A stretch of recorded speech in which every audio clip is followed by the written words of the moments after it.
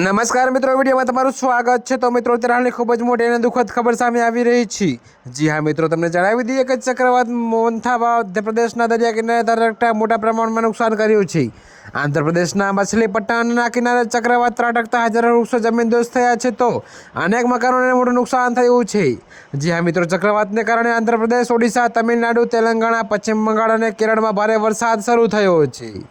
જી હા મિત્રો, તો તમને વધુમાં જણાવી દઈએ કે જોકે મિત્રો, ભારે પવન અને વરસાદને કારણે વિશાખાપટ્ટનમના મલક્કાપુરમ પોલીસ સ્ટેશન પાસે ભારે વરસાદને કારણે દિવાલ ધરાશાયી થઈ છે। તો મિત્રો, આંધ્રપ્રદેશથી આવેલા માછીમારોની બોટ ઓડિશાના ગજ્જણમ વિસ્તારમાં ફસાઈ ગઈ।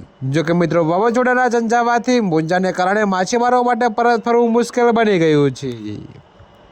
જી હા મિત્રો, તો તમને જણાવી દઈએ કે આ તરફ ચક્રવાત મોન્થાને લઈ ઓડિશા સરકાર એલર્ટ બની ગઈ છે।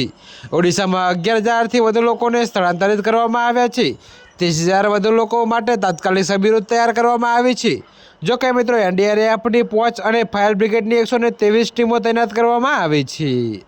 જી હા મિત્રો, તો અત્યારે હાલ માટે આટલું જ। મળીશું નવી અપડેટ સાથે। અને જો તમને અમારા વિડીયો પસંદ આવતા હોય તો વિડીયોને લાઇક, કોમેન્ટ, શેર અને અમારી ચેનલને સબસ્ક્રાઈબ કરવાનું ભૂલતા નહીં મિત્રો।